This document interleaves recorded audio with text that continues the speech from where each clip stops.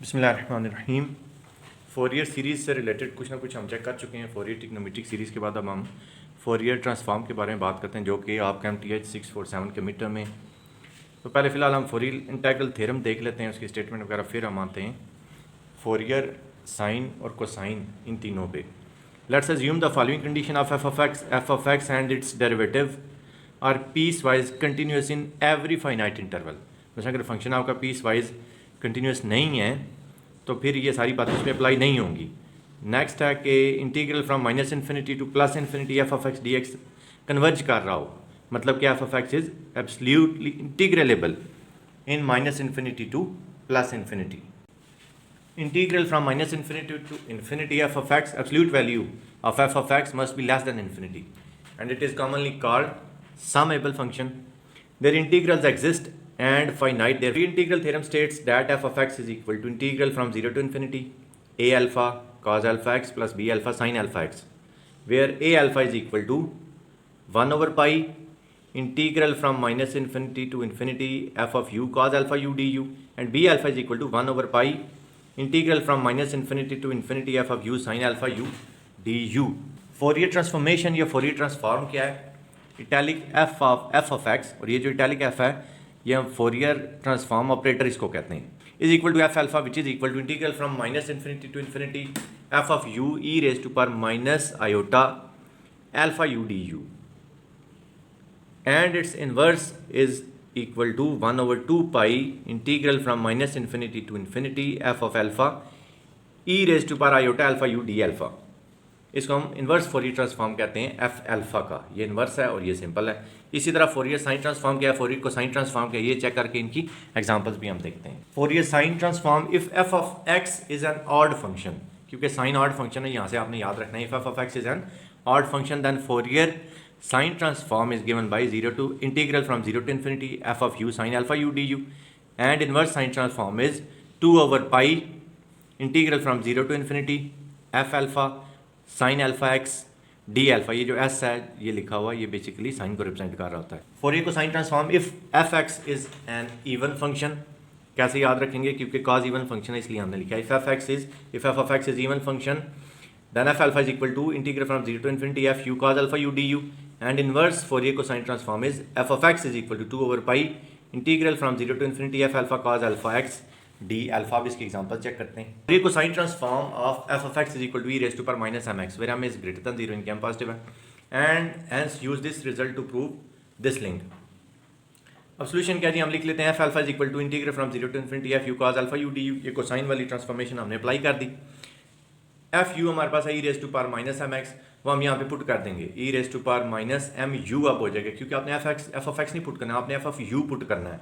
E raise to power minus M you cos alpha U D U, इसको अब हम integrate कर लेते हैं। Integral of e raise to power minus M you cos alpha u, इसमें integration by parts हम apply करते हैं। First as it is integral of second, first मैंने एक्सपोनेंशियल फंक्शन को रखा है, minus whole integral of second into derivative of first. अब जब एक्सपोनेंशियल और कॉस या साइन कोई भी इसमें से आ रहा हो तो आपने इसको हाईलाइट करना होता है, वो फिर उस पर इंटीग्रेशन बाई पार्ट्स आप अप्लाई करते जाते हैं। आई आपके पास वापस रिपीट हो जाता है किसी जगह पे, उसको आप इक्वेशन के लेफ्ट साइड पे ले जाते हैं, उसको सिंप्लीफाई करते हैं। तो आई की वैल्यू हमारे पास आ जाएगी raise to power minus M u whole divided by alpha square plus m square into alpha sine alpha u minus m cos alpha u. तो जो हमारा रिजल्ट आया था उस पर जब हम लिमिट अप्लाई करेंगे 0 टू इन्फिनिटी वाली और इसको सिंप्लीफाई करेंगे, हमारे पास इसका रिजल्ट आ जाएगा m over alpha square plus m square.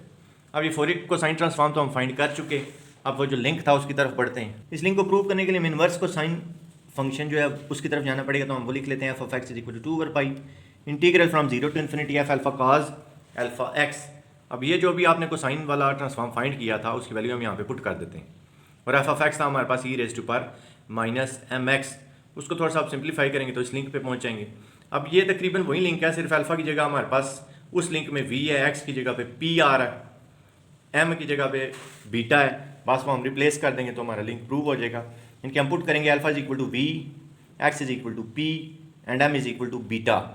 ये पुट करने के बाद हमारा रिजल्ट आ जाएगा पाई रेस्ट पर minus beta p whole divided by 2 beta is equal to this link. अब इसी तरह हम एक क्वेश्चन सॉल्व करते हैं जिसमें हम साइन ट्रांसफॉर्म अप्लाई करते हैं। Solve f alpha is equal to integral from 0 to infinity f x sine alpha x, और जो हमें गिवन है वही है कि when alpha is greater than equal to 0 less than equal to 1, तो फंक्शन है हमारे पास 1 माइनस अल्फा, और अगर अल्फा ग्रेटर देन 1 है तो हमारे पास रिजल्ट 0 आ रहा है।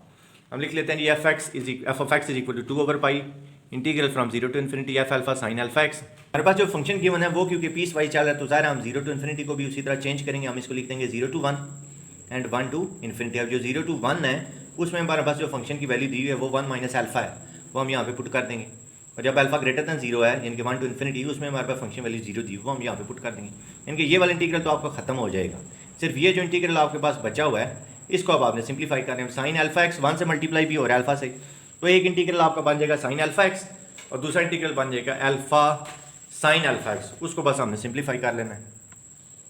ये आपके वही दोनों इंटीग्रल सेपरेट हो गए। काज का डेरिवेटिव माइनस साइन तो हमने लिख लिया minus cos alpha x divided by x, limit 0 to 1 है।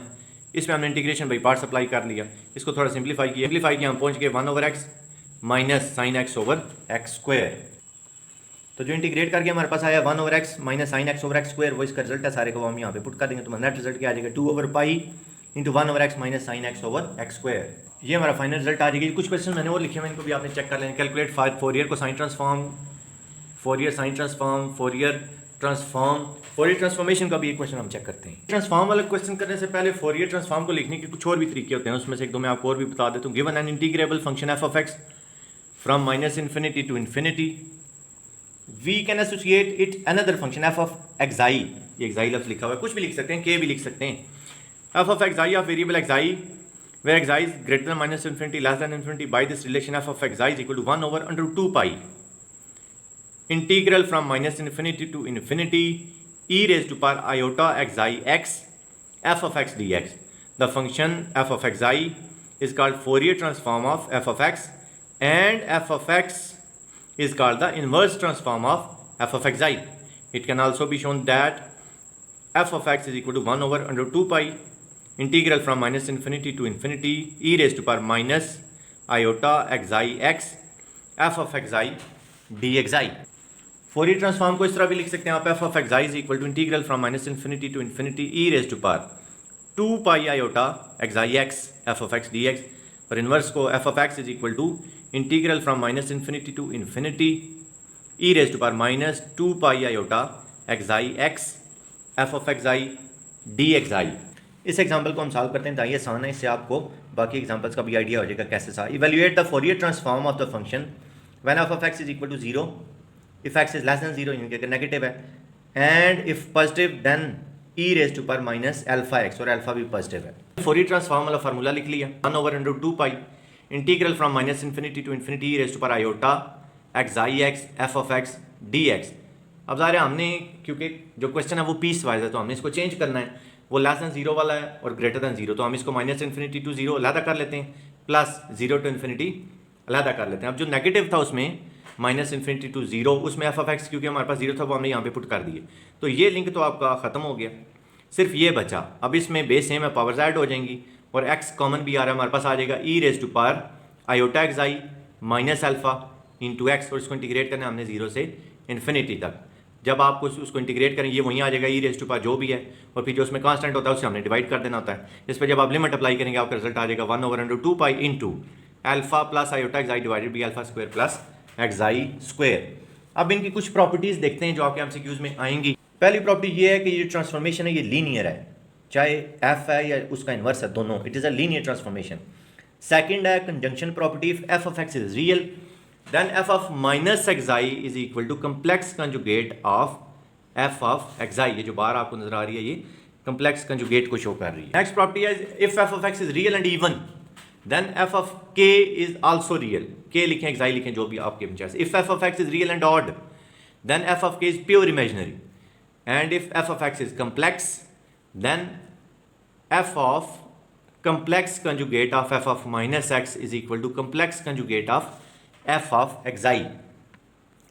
Next है shifting property, f of x minus a is equal to e raised to power iota xi a into f of xi, and f of e raised to power iota lambda x into f of x is equal to f of xi plus lambda. Next है scaling property ये f of cx is equal to 1 over absolute value of c into f of xi by c, और c जो है वो एक non zero constant है।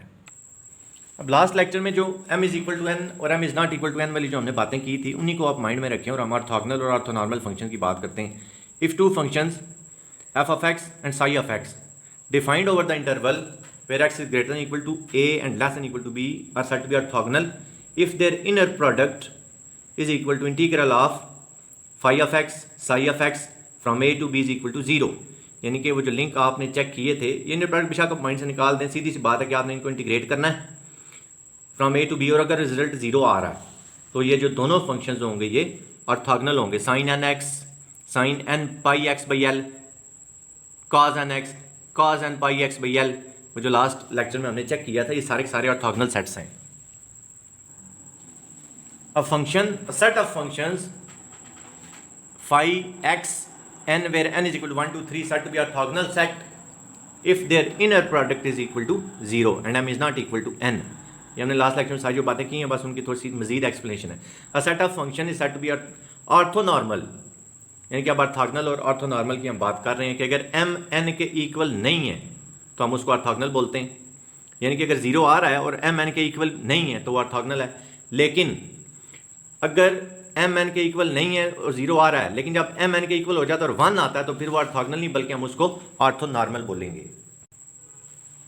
ये वाले रिजल्ट्स हमने लास्ट लेक्चर में चेक किए थे। मैंने आपको कहा था कि अगर ये दोनों डिफरेंट हैं तो चाहे एम एन के इक्वल है या एम एन के इक्वल नहीं है, दोनों सूरतों में रिजल्ट आपका 0 ही आ रहा होता है। पर यहाँ पे हमने कहा था अगर दोनों सेम हैं, जैसे ये दोनों काज आए हुए हैं, ये दोनों साइन आए हुए हैं, फिर हमने देखना होता है कि ये एम एन के इक्वल है नहीं है। अगर एम एन के इक्वल नहीं है तो 0 आता होता है, और अगर एम एन के इक्वल है तो रिजल्ट हमारा लिमिट वाला आता होता है, जो भी हमारे पास यहाँ पे लिमिट है। इसी तरह साइन वाले केस में भी यही था। दोबारा बात आते तुम सुन लें कि अगर इंटीग्रेट आप कर रहे हैं और रिजल्ट आपके पास 0 आ रहा है तो हम उनको ऑर्थोगोनल बोलेंगे, और जब एम एन वाली बात आएगी अगर एम एन के इक्वल नहीं है रिजल्ट 0 आ रहा है, ठीक है ऑर्थोगोनल है। लेकिन अगर एम एन के इक्वल नहीं है, ठीक है 0 आ रहा है, लेकिन अगर एम एन इक्वल हो जाता है रिजल्ट 1 आता है तो फिर हम उनको ऑर्थोनॉर्मल सेट्स बोलते हैं।